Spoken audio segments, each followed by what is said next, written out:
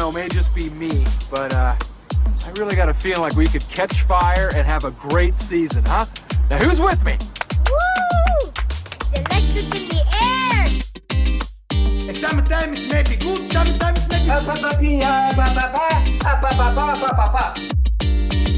The Cleats First, Logic Second Football Podcast with your hosts, Alexander Lauber and Phil Almodovar. Welcome back, one and all, to the Cleats First, Logic Second Football Podcast. Phil, we're back after a week off due to unforeseen circumstances and some technical issues, but nonetheless, we're here and we're ready to go full steam ahead. Yep, and today we'll be looking at the second episode of our Royal Return on Investment series, where we will be looking into Lille and how they have found success in the transfer market. So yeah, why don't we just jump straight into it? As far as the list is concerned, as we mentioned in the last Royal Return on Investment episode, we looked at Benfica, who are number 1 on the list, and we will be looking at Lille, who I believe off the top of my head are number 6 on this list. We'll get into numbers shortly, and we'll get into the same format as the Benfica episode. But Phil, why don't you start by giving us a brief introduction on LOSC Lille?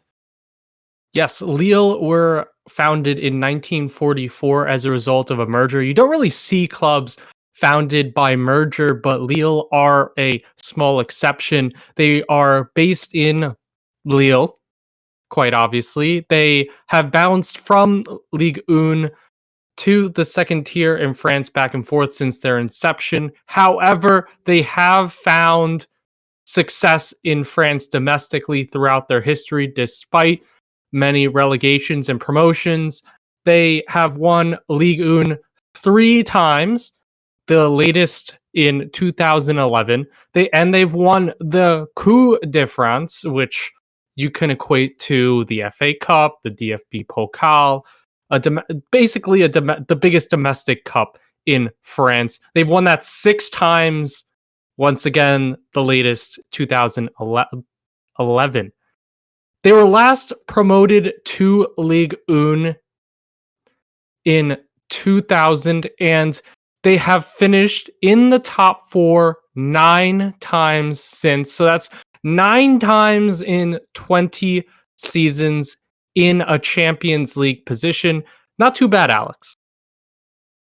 Not too bad at all. And when you look at Lille's success, something that they've been phenomenal with doing is being able to bring in young budget talent or talent up from their own academy and being able to develop them to a high level, raise their value in turn, and then sell them off for a ridiculous profit. So when it comes to that, credit must be given to the coaching staff. And when it comes to the coaching staff, since Lille was last promoted in 2000, there were 2 names that stand top of that list as the most influential at the club. So why don't we take a brief look at them?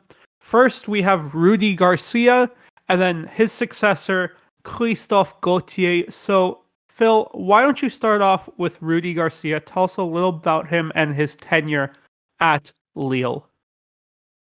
Rudy Garcia joined Lille in 2007 after a stint at Le Mans.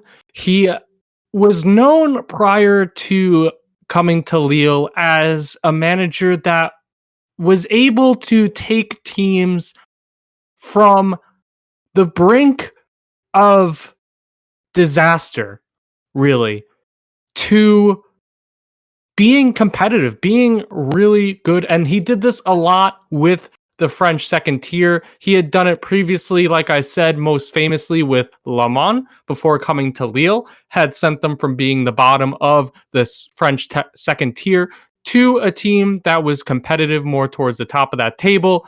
He came into Lille with that same mindset of getting Lille back to where it belongs, towards the top of the French Ligue 1 table after some years of failure.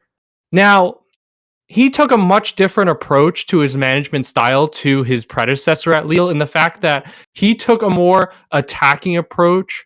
He wanted more attacking prowess, more emphasis up top, rather than a defending, counter-attacking mentality. He also wanted to fast-track the development of his young attacking players and get them into the first team as much as possible. So that meant younger players at the time who were budding in the team were getting more minutes, and that definitely helps with that return on investment as we see coming up. He was, interestingly enough, briefly sacked in 2009 after a down season, or during a down season, I should say. But the sporting director at the time was the one who fired him, and when the team continued to do poorly after Rudy Garcia being fired, the sporting director of the club was then fired himself, and the owner of Lille then personally offered Rudy Garcia back the job just months later, and Rudy Garcia accepted, vowing to bring Lille back to success. Now, he made good on his promise, as in the 2011 season, Lille were able to win both Ligue 1 and the Coupe de France, which was the team's first and only double in France. And that was done with the incredible help of players, young players like Eden Hazard, Luca Dean, and many more that we'll go into, Alex. And lastly, of course, Rudy Garcia's tenure with Lille ended in 2013 when he was fired. So following Rudy Garcia's time at Lille, there were a number of managers who tried to take up the helm, most notably Marcelo Bielsa, who we all know is currently the manager at Leeds in the Premier League. His stint was short, but Gaultier was set up for failure when he first joined the club. Lille were in a crisis, and that was partially, Bielsa can be credited for some of that. But the foundation of Lille with this young powerhouse squad was left in shambles by the time Gaultier got into the position as manager of the club. And it led to Bielsa almost getting them relegated. So Gaultier came in to this Lille club seemingly destined for relegation. And in his first transfer window, which would have been January of 2017, they were facing a transfer ban, so they weren't able to make any incoming moves. But Gaultier showed the pedigree of his management style, and something he was renowned for his time at Saint-Etienne, selling high on his youth and masterfully replacing these quality players. Gaultier was, though, able to show the pedigree of his management style, something that he was renowned for during his time at Saint-Etienne, with being able to sell high on these developed players, but then also masterfully replace them with more promising youth at ridiculously low price tags. We'll go into some examples of them shortly. But that being said, Gaultier's tactics focused on defense, with both center backs being forced to play defense and start the counter from the back, so building up all their play from the back. And Gaultier began to see success with Les Dogs, finishing second only to PSG last season. If we look this season, they're currently tied with PSG atop the Ligue 1 table. So it'll be interesting to see how Gaultier does with the team, how they play out this season. And like we said, Gaultier is currently still the manager at Lille. So Phil, why don't we break down some of the transfer business with Lille? Yeah, and Alex, before we get into that, let's look at the numbers quickly. A little bit of a summary here. Since 1995, 1996, so 25 seasons, Lille has had a total number of arrivals of 386 players and spent 360.5 million euros on those arrivals. And on the contrary, have sold 377 players for a total revenue of 683 million euros. That is a total return on investment of 322.5 million euros. Alex, let's see how we got there. For sure. So similar to what we did in the Benfica episode, we'll be looking at some of the biggest net returns from the sales of these players. We're looking at 21 players in total, and of the 683.101 million euros made off of sales and the 360.51 million euros spent on purchases, these 21 players account for 421.5 million euros of sales and 54.9 million euros or 54.9 million euros spent. So why don't we look atop the list, Phil, and the very first name on that list, the club record transfer, not only for Lille out of the club, but for Arsenal and their club record purchase, Nicola Pepe. Yes, Nicola Pepe joined Lille in 2017 for 9 million euros from Angers. A very low price tag considering what Lille ended up selling him for in 2019. Like you said, Alex, the club record fee received at 73 million euros to Arsenal. And we all know how that transfer went, Alex. Yeah, it's been a mixed bag so far. Hopefully for Nicola Pepe, he can find his feet as a squad rotation player, because at this point, it looks like Bukayo Saka pretty much has that starting right wing position locked up. Hopefully things can pan out for him. But looking at another player, and the next highest transfer fee received for a player and the next highest transfer profit, Victor Osimhen, we know in 2019, came in from RSC Charleroi for 20 million euros and then was flipped just a year later in 2020, this past summer, for 64 million euros, netting Lille a 44 million euro profit in their sale to Napoli. Osimhen, another player with phenomenal potential. It'll be interesting to see how he plays out, but again, still young, so a lot of time for Osimhen to continue to develop. Absolutely, Alex. And if we move on from there, we go to the centerpiece of Lille's title-winning squad in 2011. Eden Hazard joined in 2008 from the academy and was then sold in 2012, just a year after Lille won the title, to Chelsea for £32 million. Now, we all know what player Eden Hazard came to be at Chelsea, but still a very high transfer sum collected by Lille at the time. For sure, and we know how that story played out, but to someone who is a recent transfer, but also a young, promising transfer, we look over to AC Milan, but starting with his time at Lille, Rafael Leao in 2018 joined on a free from Sporting CP, and then in 2019, just a year later, transferred to AC Milan for 27 million euros, so netting Lille a complete profit of 27 million euros. Leao, with Ibrahimovic being out on injury prior to the Mandzukic signing, he was starting up top for AC Milan, more of a traditional winger. It'll be interesting to see how he adjusts to the position change, if that is a long-term solution, or if they will look to reintegrate him on the wing in the coming seasons. It'll be interesting to see how he plays out at the club. And interesting, Alex, to see once again Lille getting a great price tag for a player coming from somewhere other than the academy, coming for free from Sporting, and then going on to AC Milan. Going down the list, we then have Gabriel. In 2017, the left-footed center back was bought from Avaí FC in Brazil for 3 million euros. And then in 2020, as we all know, was sold to Arsenal for 23.7 million euros.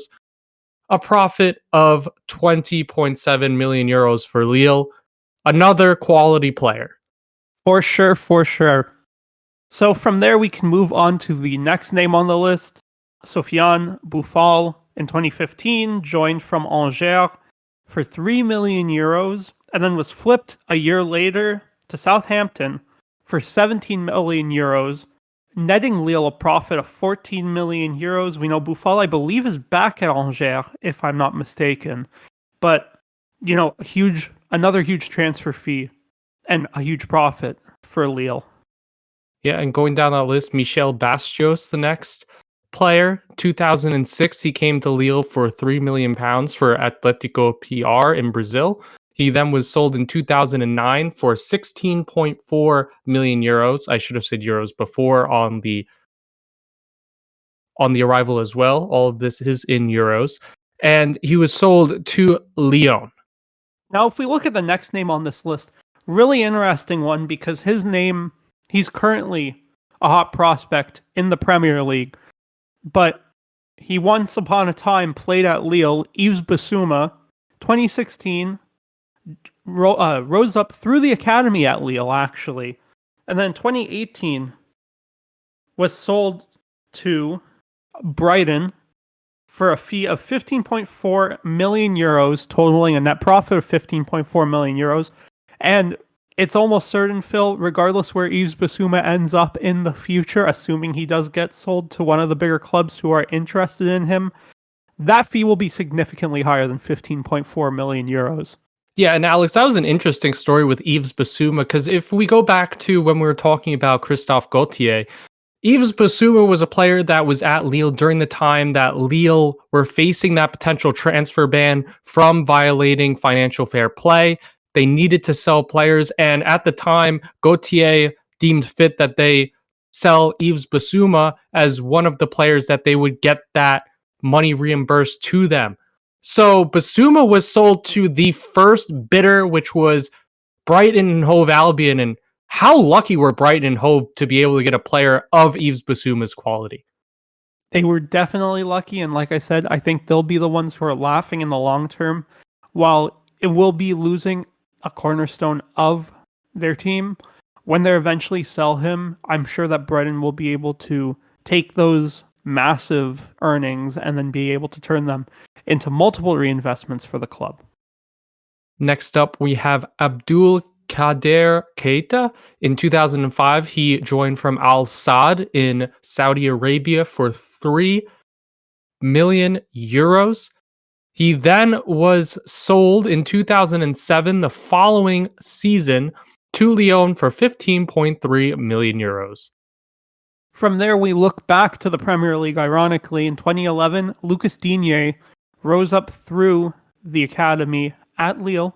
And then in 2013, after a solid run with the Lyon's first team, was sold to PSG for 13.7 million euros. As we know, he's been a bit of a journeyman in the Premier League currently.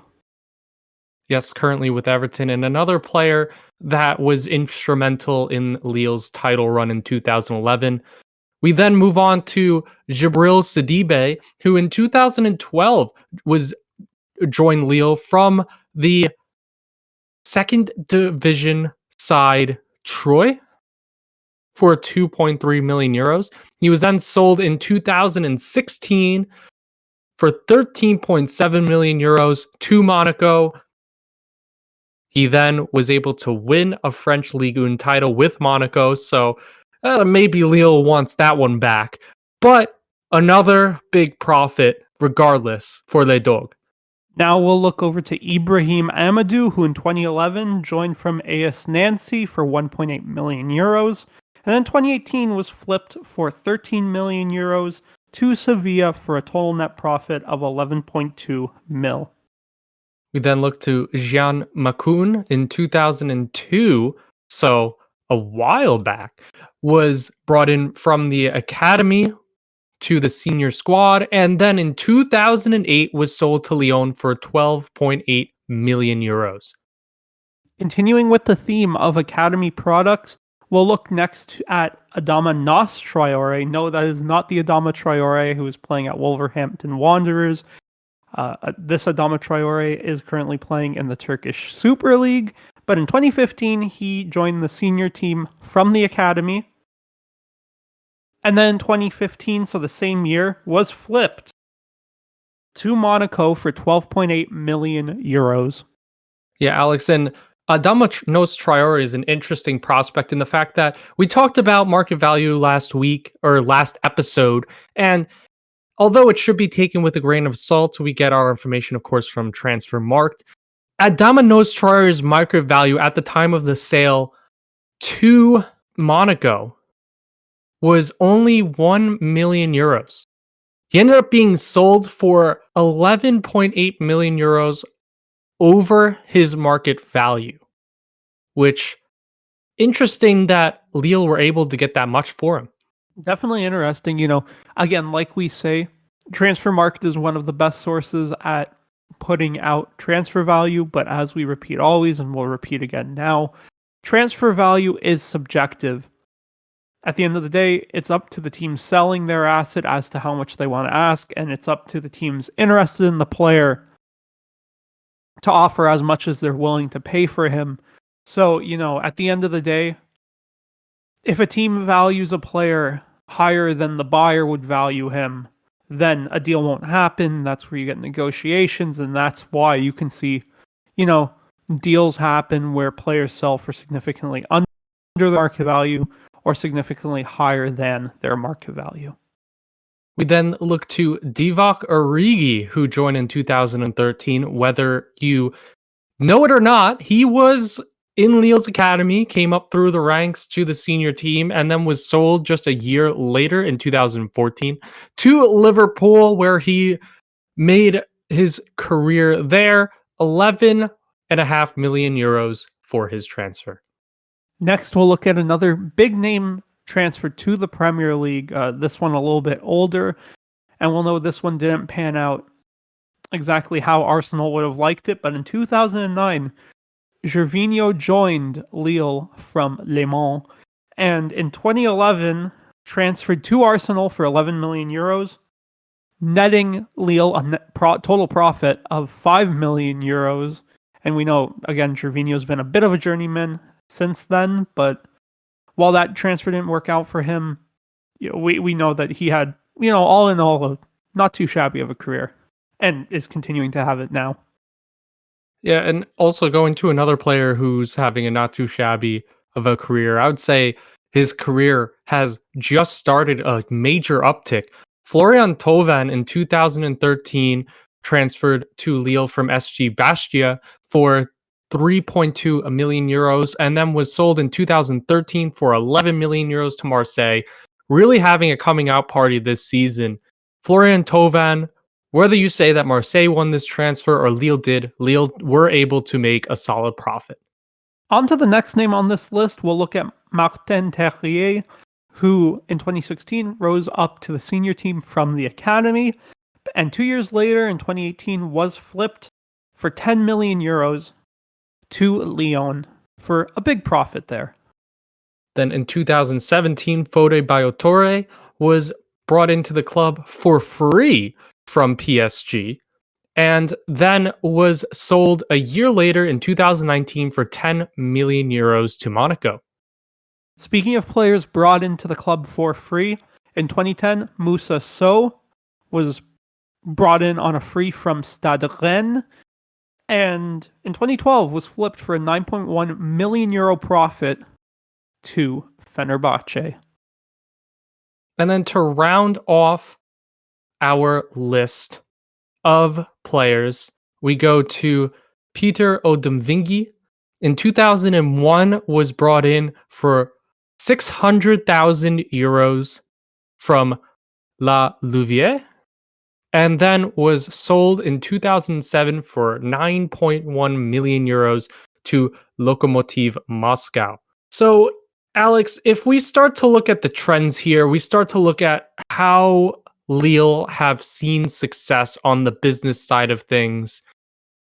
One thing I definitely want to point out, like we've said before, is Lille's ability to bring in quality players for low price tags. You look at a lot of these players, and what you see is price tags of 2.3 million euros, 3 million euros, 600,000 euros, 6 million euros from some of these smaller clubs. And then all of a sudden, for some players just years later, as short as even 1 season later, being sold for over $10 million more than what Lille spent for them.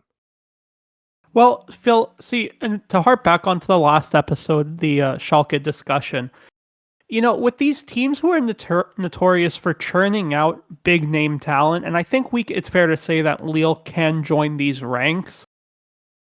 The Lille is the ideal infrastructure that teams want to follow to look to say, okay, well, it's not only they're scouting big name players, bringing them in at reasonable costs. And we'll see as time develops, I'm sure Lille will have to pay more and more for these gems as more, the scouting networks are better and improved, and with analytics, you can scout these foreign players more accurately. But, being able to do that, but also being able to develop this phenomenal young talent through the academy, have them play a couple of years, develop, skyrocket their price tag, and then being able to sell them off for a profit is phenomenal business. But one of the biggest things here is this: Lille remain a constant seller, but at the same time, it's not skimping out on their success. We see every season Lille does phenomenally in the table relatively. We're seeing them have good runs in Europe, good runs in Ligue 1. This season will be, no pun intended, a dogfight to the end of the year against PSG and Lyon, who are all up there and fighting for this season's title. It's going to be crazy to see how things play out, Phil. Yeah, absolutely. And Alex, you allude to the fact that, once again, this team are able to replace players well. They're able to not only sell players for these high profits, but as you look down this list, you see a lot of different seasons in which these players have been bought and sold, and a lot of it is more towards the present. From that spot in 2015 to 2020, you've seen Lille sell a lot of quality players, but also bring in quality players to replace them. How sustainable that is, especially with a lot of these players coming from the French second division, which I bet we'll talk about in the future, where a lot of these teams that are able to develop youth talent are finding these players. And from South America, whether that's sustainable with other clubs wanting to tap into those markets, Lille have been able to do it better than most clubs have. And if they're able to continue, this could be not only recent success, but they could turn this into something long-term. Because if you look at a specific current example of this, last season, or if you look from the time they purchased him, Osimhen, who's a center forward, was brought in for 20 million euros, sold last summer for 64 million euros to Napoli. With that 64 million, so minus the 20 million spent, that's 44 million euros in profit. They took that profit, then they went to KAA Genk in Belgium, spent 27 million euros, so walking away still at the end of the day with 17 million euros more, and they brought in Jonathan David, who we've been speculating for, on multiple episodes, eventually finding his form. It seems like he's, knock on wood for him, has finally found his form and is starting to strike at the level that we know he can. That money, that 27 million euro fee, I guarantee you a couple of seasons from now is going to look like pennies compared to what he sells for. If you look at other players brought in this year, Sven Botman, he's 20 years old, joined from the Ajax U21 team for 8 million euros. This January transfer window, we know that, and we'll talk about this to hint 2 weeks from now, we'll be going over the transfer window. But he was brought in for 8 million euros, and he's already linked with a big money move to big European sides. There are talks that Liverpool and teams like that were in for him and interested in him. So that'll be crazy too if they can even flip a profit like that in 6 months. Absolutely, Alex. Like we both said, Lille, the difference between Lille and Benfica that we really wanted to show in this episode is Benfica were able to sell huge talents that they developed through their youth system, through their academy, for huge sums of cash, huge sums of money. Lille took a very different approach, being able to buy in on players from these lower locations, these players that were solid young players that they could develop, and being able to develop them, sell them, and then for high amounts, and then replace them with quality players that end up being just as good, if not maybe even better. So, and again, at the same time, though, you have to look in with players like, and I mean, obviously, he's the biggest name off of that list. And form at Real Madrid aside, you have to look at Eden Hazard and just say that at the end of the day, like, being that he's an academy product, that's a huge, huge name to have coming out of the Lille Academy and a huge world-class talent. I mean, you know, that's obviously the pinnacle of it, but just looking at some of the other names that we've went over today of the talent to come up through the academy, your Yves Bissouma, players like that, they might be one of the best at buying in talent, but like we've said repeatedly, it's a double-sided sword with Lille, as they can buy well and sell high, but they can also develop this talent. So when you have two sources feeding your first team squad, obviously not necessarily on a constant stream, but that's what's helping to every season after you move out a couple of big names to replenish your side. That's what's keeping Lille in such a competitive state. Absolutely, Alex. And we'll see if Lille could keep it up, if they could maybe topple the giants of Paris Saint-Germain in Ligue 1 this season. Time will only tell. Alex, I think that does it for us this week with our Royal Return on Investment episode. Really interesting one to look into. What do we got coming up? Next week, we will be looking with UEFA and FIFA's announcement this past week, joint with the Continental Confederations, in their response to the new prospective Super League. We will be looking at it, breaking down for you guys the proposal and the supposed details behind what the Super League would entail, UEFA's response, and our thoughts on the potential implications and fallouts if such a league were to exist. Alex, I can't wait to talk with you about that, and I can't wait for you guys all to hear it. Until then, make sure you follow us on Instagram at Cleats Then Logic for more quality content. And of course, remember, meat first, soccer second. Have a great week.